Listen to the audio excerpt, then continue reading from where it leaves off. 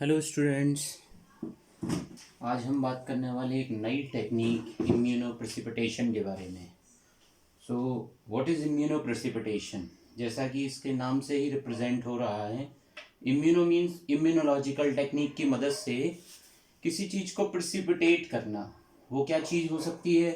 वो हो सकता है कोई प्रोटीन, वो हो सकता है कोई एंटीजन जो कि हमारा इंटरेस्ट का है। तो उसी के बेसिस पर इसकी अगर हम डेफिनेशन को समझें तो इम्यूनोप्रेसिपिटेशन एक ऐसी टेक्निक है जो कि एडवांटेज देती है किसको, जो कि उसका एडवांटेज को अगर हम समझें तो प्रेसिपिटेटिंग या आइसोलेट करना किसी प्रोटीन और antigen of interest using N antibody. तो या तो हम उस इंटरेस्ट के अपने प्रोटीन और एंटीजन को एंटीबॉडी की हेल्प से आइसोलेट कर सकते हैं, प्रेसिपिटेट कर सकते हैं।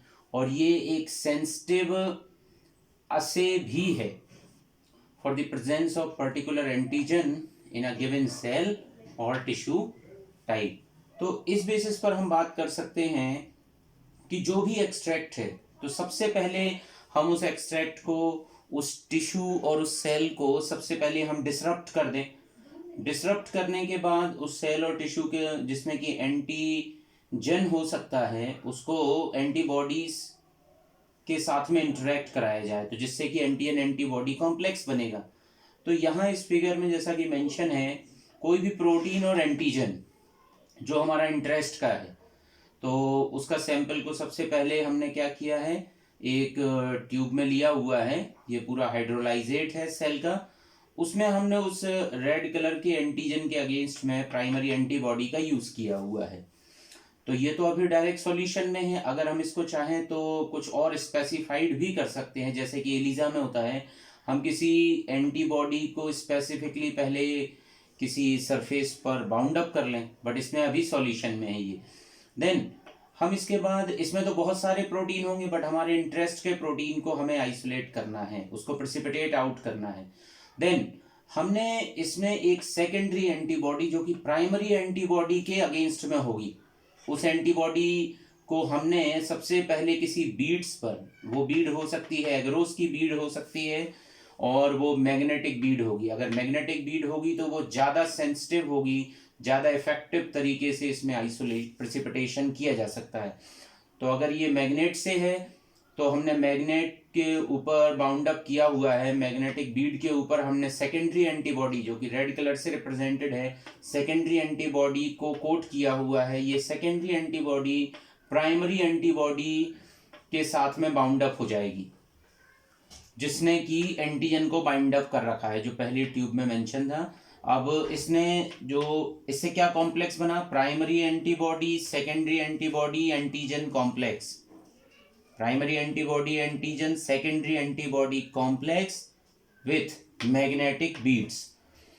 देन अगर हम चाहें तो इसको यहाँ पर ही सेपरेट कर सकते हैं। ये बीड अगर मैग्नेट की है तो हम इसके पास में अगर मैग्नेट को ले जाते हैं तो इससे केवल सिलेक्टेड जो कि एंटीबॉडी के साथ में, सेकेंडरी एंटीबॉडी के साथ में बाउंड अप प्राइमरी एंटीबॉडी और एंटीजन है, वही केवल नीचे रह जाएगा। अगर हम इसको वॉश करेंगे तो अनवांटेड प्रोटीन ऑलरेडी यहाँ से एक्सट्रैक्ट आउट हो जाएगा। जैसे कि हमने वॉशिंग में बताया हुआ है, कॉम्प्लेक्स क्या मिलेगा आपको, इस मैग्नेटिक बीड के ऊपर secondary antibody, primary antibody, antigen का कॉम्प्लेक्स।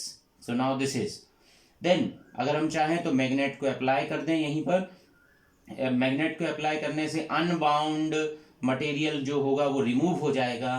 अब सेल एक्सट्रैक्ट से हम प्यूरिफाई कर सकते हैं इस कॉम्प्लेक्स के लिए by the help of western blotting, SDS page और सेंट्रीफ्यूगेशन प्रोसीजर।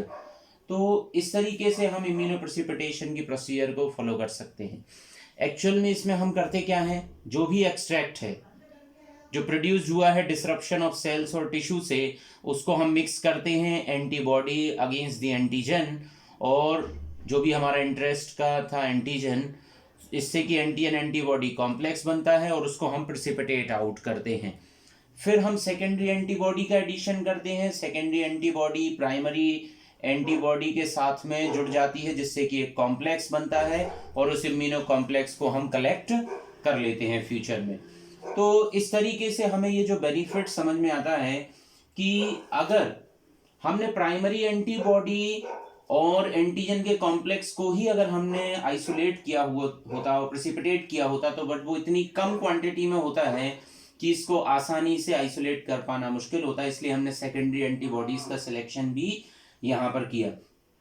देन इसका अगर हम बात करें तो इसके कुछ और भी दूसरे वर्जन ऑब्टेन किए जा सकते हैं इम्यूनोप्रेसिपिटेशन के, जो कि जैसे कि हम अगर इसके एप्लीकेशन पर बात करें तो इसका जो पहला बेनिफिट निकल के सामने आता है, इससे हम conjunction of biosynthetic radio isotope labelling, कैसा जो भी हमने conjunction with biosynthetic radio isotope की लेबलिंग हम जो करते हैं उसको इम्यूनोप्रेसिपिटेशन से डिटरमाइन किया जा सकता है, चाहे वो पर्टिकुलर एंटीजन एक्चुअली सिंथेसाइज हो रहा है टिश्यूज में कि नहीं।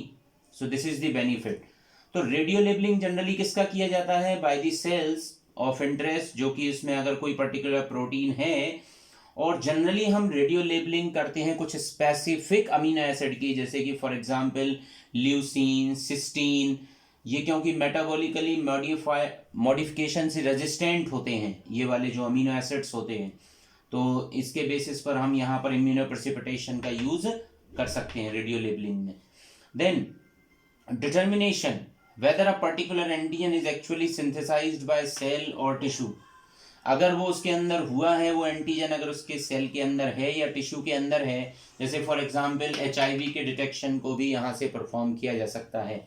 और थर्ड इम्पोर्टेंस की अगर हम बात करें तो इसमें quantitative determination of the amount of the protein synthesised in cell और टिश्यू, इसका भी डिटर्मिनेशन आसानी से पॉसिबल है। So this is about immunoprecipitation, जो कि एक बड़ी ही एडवांस टेक्नोलॉजी है और टेक्निक है जिसमें कि हम बड़े इजी वे में डिटरमाइन कर सकते हैं किसी प्रोटीन और एंटीजेंस को। So thank you.